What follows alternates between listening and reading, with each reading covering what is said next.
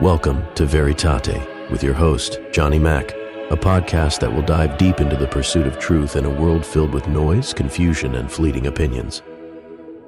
We will seek to uncover the eternal, unshakable truths that shape our lives and our beliefs, from faith and philosophy to history and culture. We'll explore the questions that matter, challenge the answers we've been given, and seek the wisdom that has stood the test of time. So join Johnny Mack in this journey to discover what's real, what's right, and what's true.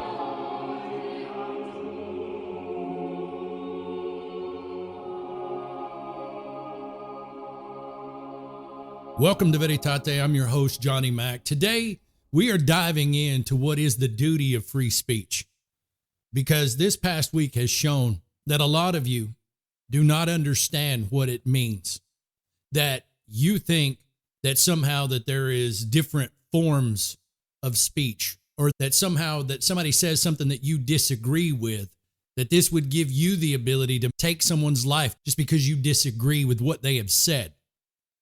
Now, we're going to start firmly from the Gospel of Matthew 12:34. For out of the abundance of the heart, the mouth speaketh.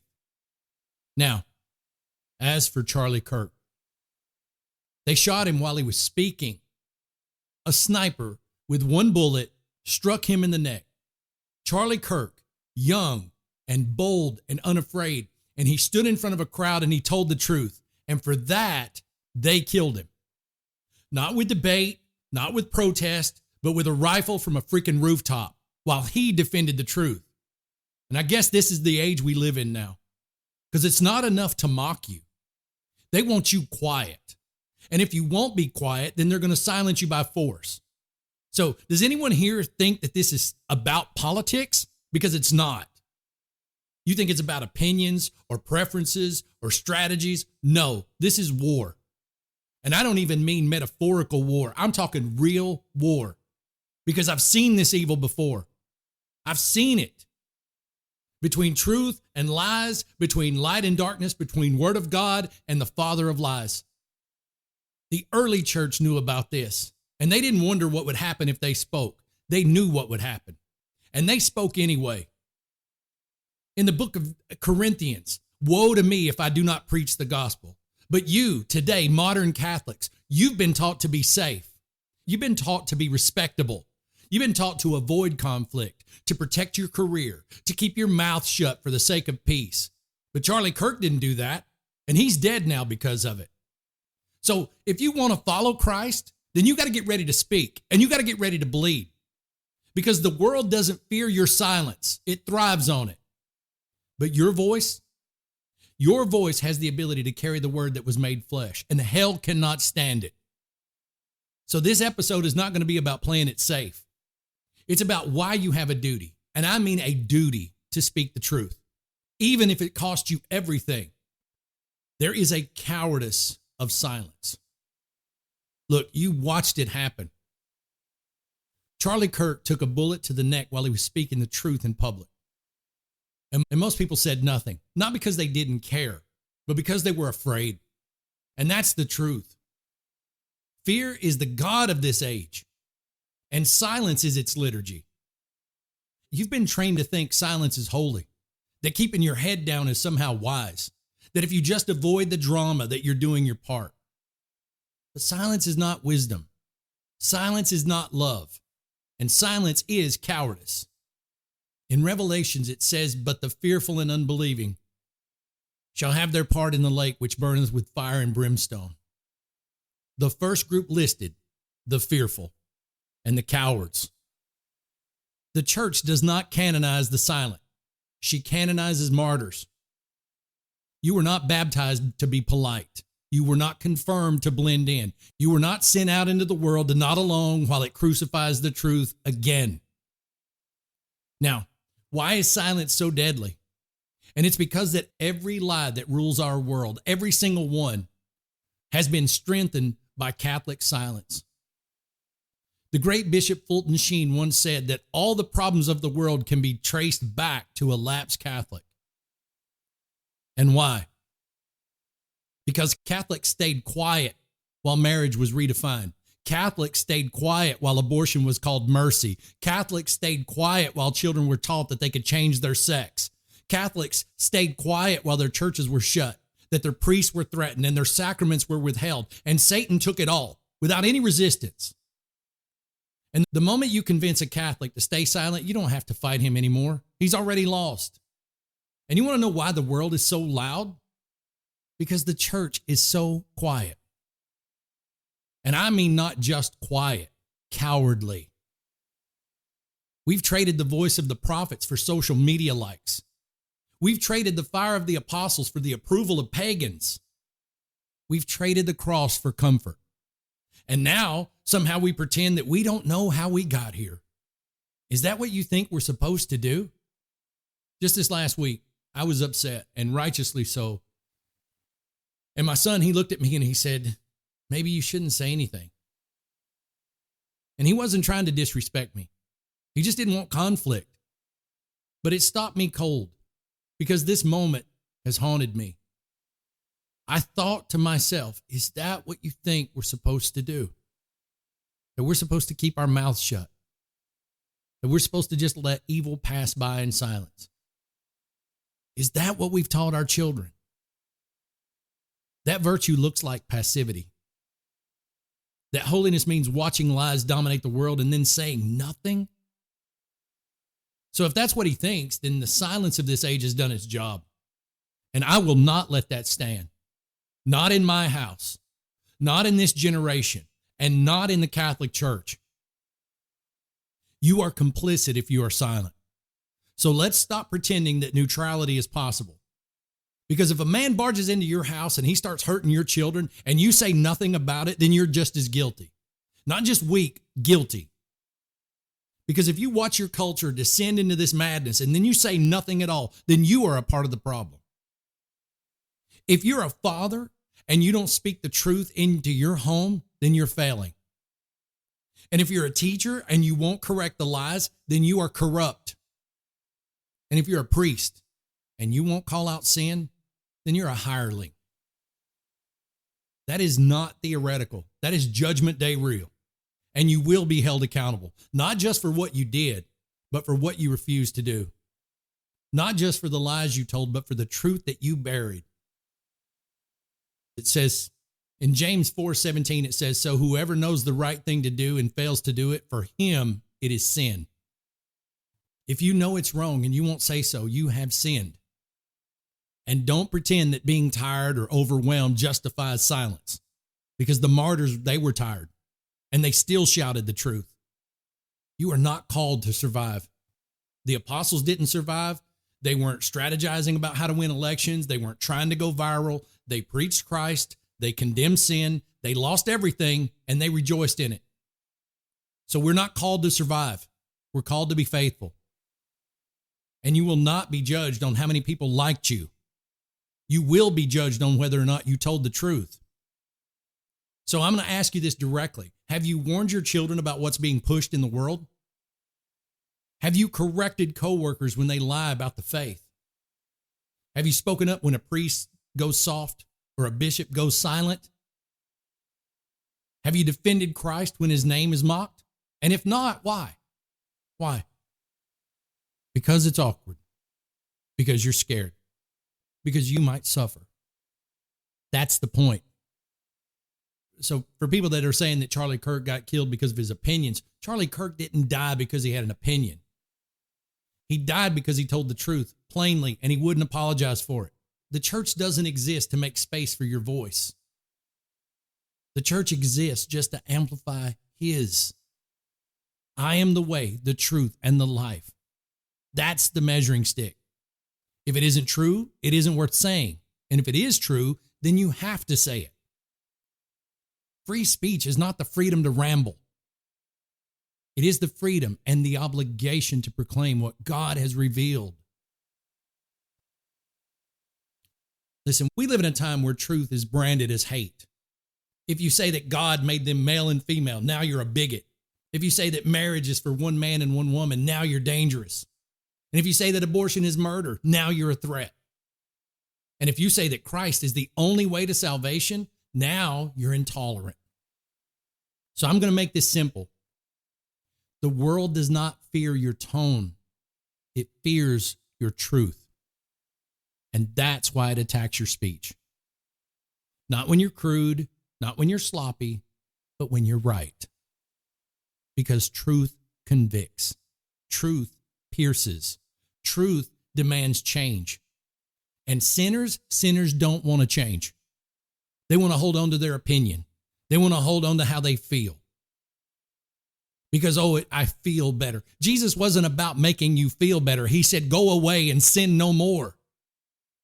What he said was, if you love me, you will keep my commandments. And the church doesn't compromise on this, although there have been those in the hierarchy who seem to compromise nowadays. And throughout history, heretics have always wanted the church to shut up. They wanted her to soften the message. They wanted the church to stop hurting people's feelings. They wanted the church to modernize. But the church's job isn't about keeping up with the times. Her job is to confront the times. St. Athanasius stood against an empire when Arianism nearly swallowed the whole world. They exiled him 5 times. He didn't change the message. He shouted it louder. It was St. John Fisher, the only bishop in England who refused to sign off on Henry VIII's fake marriage.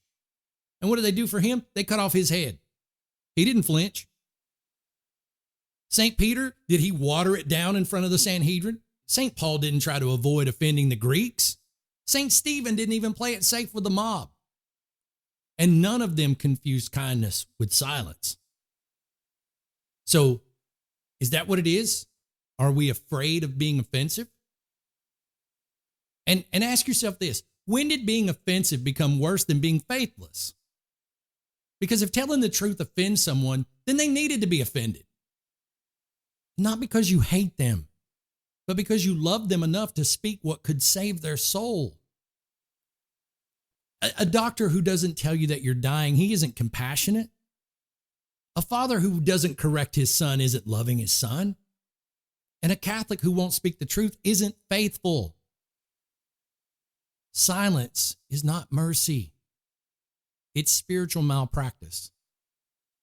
The apostles did not die because they misunderstood the tone of the culture. They died because they told the truth. They told it boldly, clearly, and without apology. And you must do the same. Because what do you actually believe? If you're afraid to speak Catholic truth in public, ask yourself this. Do you even believe it? Because belief changes behavior. The church always says, lex orandi, lex credendi, lex vivendi. How you pray is how you believe. And how you believe is how you live. And real belief speaks. 2 Corinthians 4:13, I believed, and therefore I spoke. So if you're not speaking, what does that say about your belief? Do you believe that the Eucharist is Christ? Then say so loudly. Do you believe that hell is real? Then warn people publicly. Do you believe that Christ is Lord of all? Then proclaim him without shame. You cannot claim to believe in private what you deny in public. And as I said before, silence is denial. So look, for this coward who had the rifle, and that's exactly what the shooter was. He was a coward. He didn't debate Charlie Kirk. He didn't challenge him. He didn't even speak a word. He hid and he took aim and he fired from a rooftop. Why? Because he didn't like what Charlie had to say. And that's the weakness of evil. It cannot out-argue the truth, so it tries to erase it. It silences the truth because it can't refute it. And it kills because it cannot endure the sound of conviction. And what does the world do? It tries to understand the shooter. It psychoanalyzes him. It makes excuses. I have heard everything under the sun. Oh, he's alt-right. Oh, he's one of yours. This is red on red. Here's what it is. Cowardice in action. When you can't handle someone's words and you reach for a weapon, you're not bold. You're broken. You're broken spiritually, you're broken morally, and you're broken intellectually. And what's more shameful, though, is how many Catholics still refuse to speak even while watching that unfold. So what do you actually believe? What do you believe? So there is a price for this proclamation. You know, the world says you speak your truth. That is until you speak your truth. The world says, well, there's your truth, there's my truth. And no, speak the truth. And then they'll want you gone. What free speech is, real speech, is truth telling. And it costs something. And that cost is rising. Because Charlie Kirk paid for it with his life. Other people have paid for it with their jobs, their reputations, their relationships, opportunities.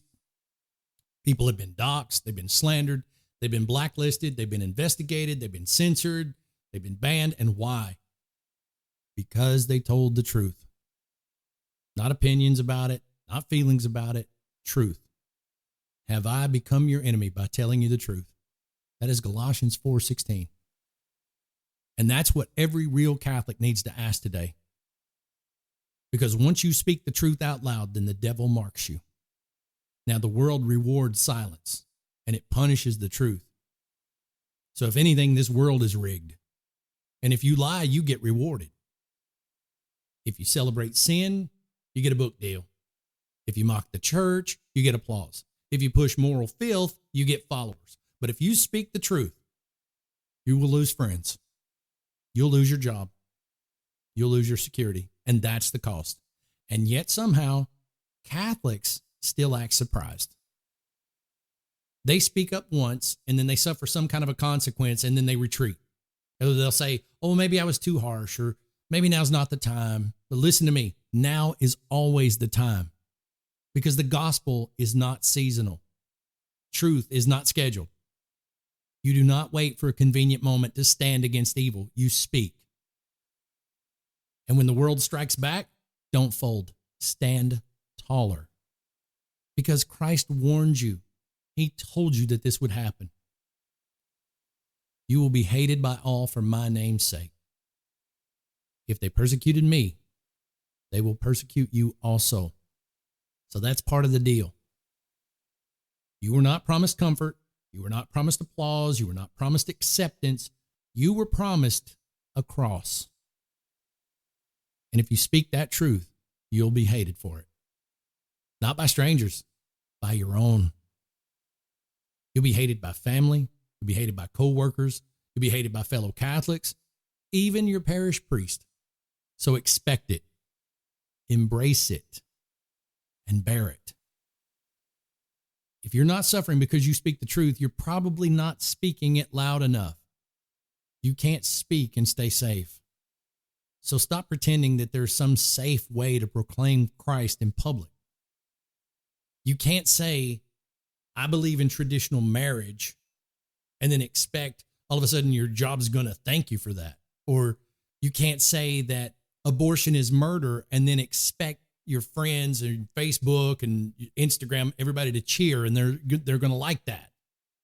Just like you also can't say there is no salvation outside the church and expect applause from Protestant relatives. It's not going to happen. You can't expect the world to smile when you say Jesus Christ is Lord of all. So this message will cost you. You can't speak boldly and keep your comfort. You can't proclaim Christ and keep your platform. You can't stand for truth and remain untouched. That's not how this works. If you look at the blood of the martyrs, it speaks louder. And that price has always been steep. For St. Stephen, he got stoned for truth. St. Paul got beheaded for the truth. St. Ignatius of Antioch, he got fed to the lions for truth. St. John the Baptist, he got beheaded for speaking one sentence of truth to a king. So truth has always demanded blood. So what makes you think you'll be the exception? I mean, you live in an age that crucifies the truth and demands you help hold the nails. And you think you're innocent because you didn't swing the hammer? If you stay silent, you're still there. You're still watching, still nodding, still letting it happen. But remember what he said to us in Luke. Whoever is ashamed of me and my words, the Son of Man will be ashamed of him when he comes in glory. Is that what you want? Do you want Christ to be ashamed of you at the moment that matters the most?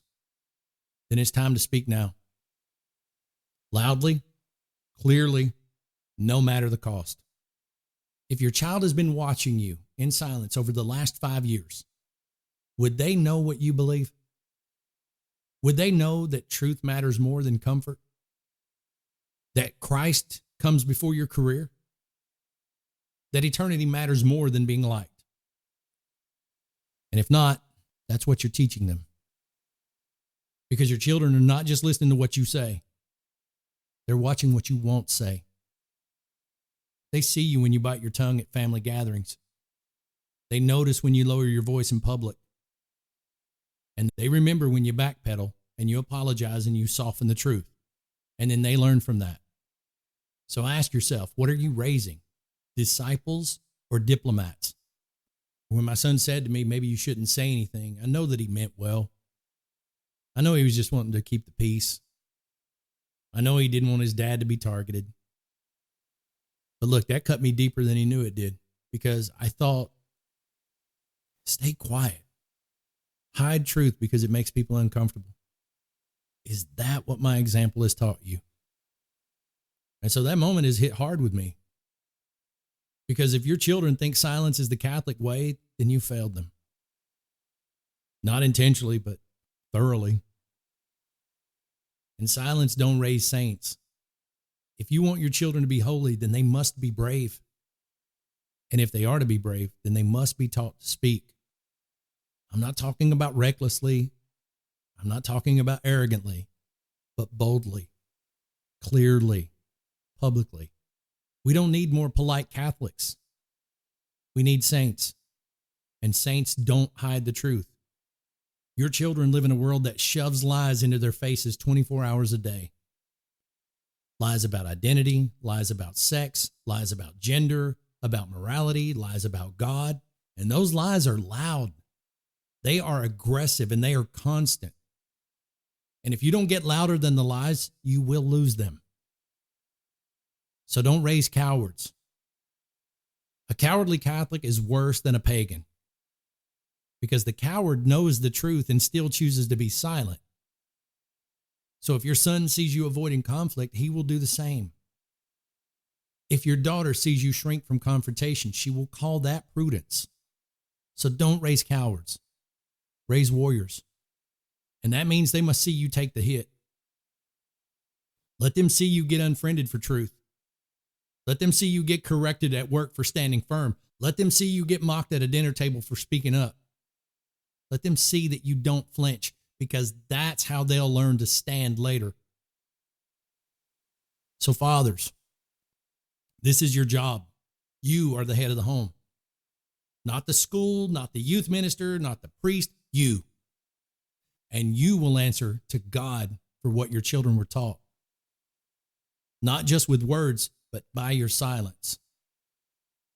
It's your job to correct them when they repeat worldly nonsense, to teach them how to argue for what is true, train them to defend the faith, even when it costs something, especially if it costs something. Show them what courage looks like under fire. You must teach your children that truth is not a private belief. It is a public duty. And if you don't raise them to speak, then the world will train them to be silent, or worse yet, speak lies. For mothers, don't soften what the father says. Don't undercut your husband. If your husband speaks the truth plainly, don't step in to soften it. Don't apologize on his behalf. Don't dilute the clarity. Your children need one message: that truth matters more than feelings. This doesn't mean stop being gentle, okay? It does mean that your gentleness must be aligned with truth, not against it. Because you were not baptized into silence. You were baptized into mission. That mark that you bear on your soul isn't decoration. It is a commission. And that mission is to carry Christ into the world. That mission is to speak truth in a world that's drunk on lies. So this isn't just for clergy, and this isn't just for influencers. This is for you. Because you are not a passive Catholic. You are a soldier.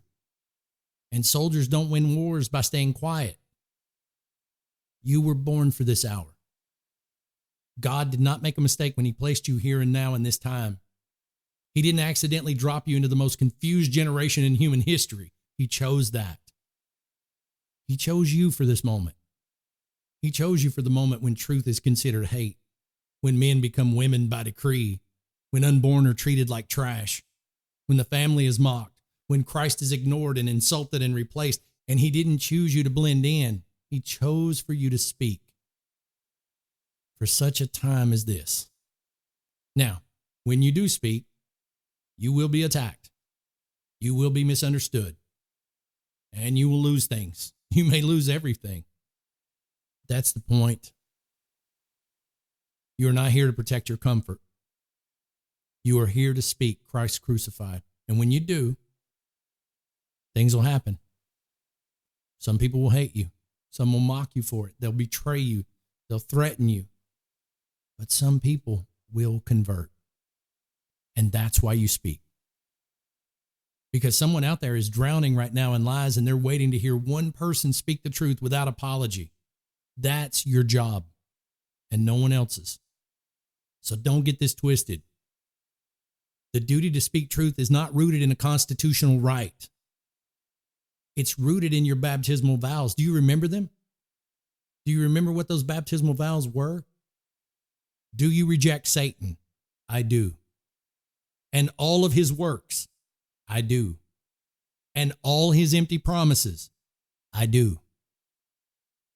Those are not private thoughts. Those were public declarations. They were very loud. They were clear. They were defiant. You were born into war. And you made those promises standing at the front lines. And so you have to speak as one who's renounced the devil and all of his works, because truth is not optional. Truth is not some side project. It's not a weekend hobby, and it's definitely not just your opinion. Truth is a person, and his name is Jesus Christ. And he said, everyone who is of the truth hears my voice. And so if you are of the truth, you will speak it. And if you don't speak it, ask yourself if you even belong to it. Because there is no neutral ground in this war. You either speak as one who belongs to Christ, or you stay silent and serve his enemies. But on the last day, remember this. What will Christ say to you? When every mouth is opened, the liars will be exposed. The cowards will be unmasked. And the faithful will be vindicated. And Christ will look you right in the eye, and he'll judge every word you ever spoke and every word you refused to. Will he say, well done, thy good and faithful servant? Or will he say, depart from me, I never knew you? So if you don't speak him before men, he won't speak you before the Father. That's not my opinion either. That's Scripture. That is right out of the book of Matthew. Everyone who acknowledges me before men, I also will acknowledge before my Father who is in heaven. But whoever denies me before men, I also will deny before my Father.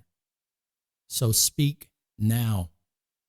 This world is burning, and Catholics are whispering. And that stops right here. Speak while it's still legal. Speak while you still can. Speak while someone's still listening. Speak the truth. Speak Christ. And speak like you know you will be held accountable for your silence, because you will. So thank you for listening to this episode of Veritate. And before we end, I want to say this directly. Thank you, Charlie Kirk. Thank you for standing when others sat. Thank you for speaking when other people stayed silent. And thank you for showing this generation what courage looks like. You died for the truth. And we won't forget that. We will speak. And this is Veritate. Truth spoken, no compromise, no retreat. Until next time, speak boldly, live faithfully, and die ready. May God bless you all.